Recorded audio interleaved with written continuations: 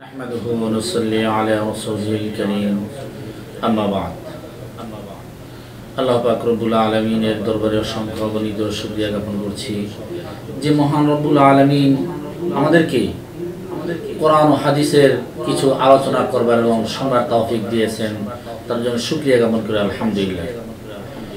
প্রিয় দর্শকবৃন্দ, আজকে আমার আলোচনার বিষয়বস্তু হচ্ছে নামাজের গুরুত্ব ও ফজিলত সম্পর্কে।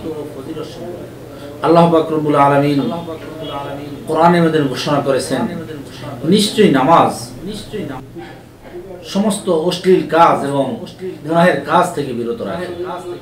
নামাজ একটি অনেক বড় গুরুত্বপূর্ণ বিষয়, কারণ ঈমানের পরে সবচেয়ে গুরুত্বপূর্ণ ইবাদত হচ্ছে নামাজ। মুফাসসিরিন কেরাম তাফসীরের কিতাবে উল্লেখ করেছেন, পৃথিবীর মধ্যে আল্লাহ পাক রব্বুল আলামিন যত সংখ্যক মানুষ সৃষ্টি করেছেন, প্রত্যেকের জন্য জান্নাতে একটি বাড়ি বরাদ্দ করে রেখেছেন। এই বরাদ্দকৃত বাড়ি ওই সমস্ত মানুষেরাই পাবে যারা একটি পরীক্ষায় পাশ করবে। যারা পরীক্ষায় পাশ করবে তারা ওই বরাদ্দকৃত বাড়ির মালিক হবে, আর যারা পরীক্ষায় পাশ করবে না তারা বঞ্চিত হবে। ওই পরীক্ষাটি হলো আল্লাহ পাক রব্বুল আলামিন পৃথিবীর মধ্যে মানুষদেরকে অল্প সময়ের জন্য পাঠিয়েছেন। যারা এই অল্প সময়টি আল্লাহ তাআলার ইবাদত বন্দেগীতে অতিবাহিত করবে, তারাই পরীক্ষায় পাশ করবে, তারাই জান্নাতের বরাদ্দকৃত বাড়ি তারা মালিক হবে। আর যারা দুনিয়ার চাকচিক্য পরে, দুনিয়ার লোভ লালসায় মত্ত হয়ে, পৃথিবীর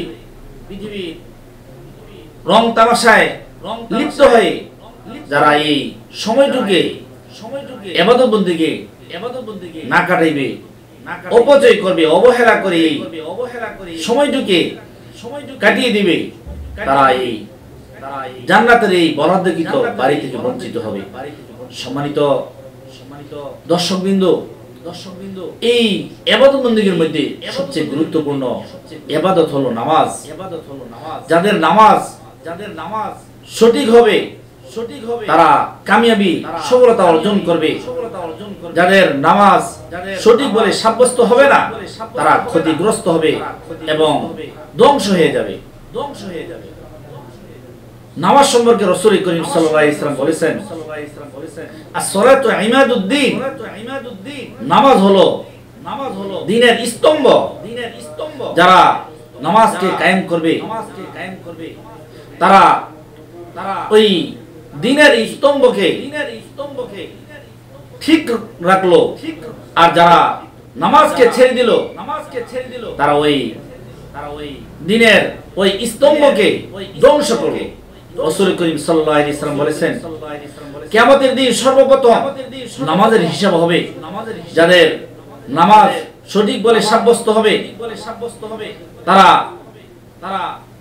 তাদের অন্যান্য আমল সঠিক বলে সাব্যস্ত হবে।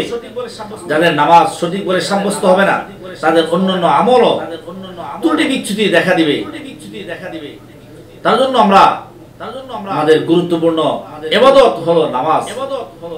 নামাজ যদি আমাদের সঠিক হয়ে যায়, বিশুদ্ধ হয়ে যায়, তাহলে অন্যান্য আমলও আমাদের বিশুদ্ধ হয়ে যাবে, সঠিক হয়ে যাবে। কারণ রাসূল করিম সাল্লাল্লাহু আলাইহি ওয়াসাল্লাম বলেছেন, যারা পাঁচ ওয়াক্ত নামাজ আদায় করবে এবং জুমার নামাজ আদায় করবে, এক নামাজ থেকে অপর নামাজ পর্যন্ত যে মধ্যবর্তী সময় তা গুনাহ হবে, অপরাধ হবে, যদি কবিরা গুনাহ না হয় তাহলে তা মোচন হয়ে যাবে, আল্লাহ তাআলা ক্ষমা করে দিবেন। আর নামাজের মধ্যে যদি আমরা নামাজের পরে তওবা ইস্তিগফার করি, অবশ্যই আমাদের কবিরা সগীরা সমস্ত গুনাহ আল্লাহ তাআলা ক্ষমা করে দিবেন। রাসূল করিম সাল্লাল্লাহু আলাইহি ওয়াসাল্লাম বলেছেন, সাহাবায়ে কেরামদেরকে উদ্দেশ্য করে, তোমাদের বাড়ির সামনে, তোমাদের মধ্যে থেকে কারো বাড়ির সামনে যদি একটি নহর থাকে, ওই নহরে যদি সে দৈনিক 5 বার গোসল করে, তার শরীরে কি ময়লা থাকতে পারে? সাহাবায়ে কেরাম বললেন, জি না হুজুর, কোনো ময়লাই থাকতে পারে না। সুতরাং যারা 5 ওয়াক্ত নামাজ সঠিকভাবে আদায় করবে তাহলে তাদের কোনো গুনাহই থাকতে পারে না। রাসূল করিম সাল্লাল্লাহু আলাইহি ওয়াসাল্লাম বলেছেন যাদের নামাজ সঠিক হবে গুরুত্ব সহকারে ইহতিমামের সহিত আদায় করবে তাদের নামাজ নূর হবে, দলিল হবে, নাজাতের জন্য কারণ হবে। যাদের নামাজ সঠিক বলে সাব্যস্ত হবে না তাহলে তাদের নামাজ নূর হবে না, দলিল হবে না এবং নাজাতের জন্য কারণও হবে না। তাদের হাসর নসর হবে। ফেরাউন, কারুন, হামাম, উবাই ইবনে খালফ তাদের সাথে তাদের হাসর নাসর কঠিন অবস্থা হবে। সুতরাং তাদের সাথে যদি হাসর নাসর হয় কি হবে অবস্থা? সুতরাং আমরা যদি নামাজকে গুরুত্ব সহকারে আদায় করি আমাদের দুনিয়া আখিরাতের কামিয়াবি সফলতা অর্জন করতে পারবো। রাসূল করিম সাল্লাল্লাহু আলাইহি ওয়াসাল্লাম বলেছেন যে ব্যক্তি 5 ওয়াক্ত নামাজ সঠিকভাবে আদায় করবে তাকে আল্লাহ পাক রব্বুল আলামিন 5টি পুরস্কার দান করবেন। একটি হলো দুনিয়াতে আর 4টি হলো আখিরাতে। প্রথম পুরস্কারটি হলো যার জন্য আমরা দিন রাত 24 ঘন্টা ব্যস্ত থাকি সেটা হলো রিজিক।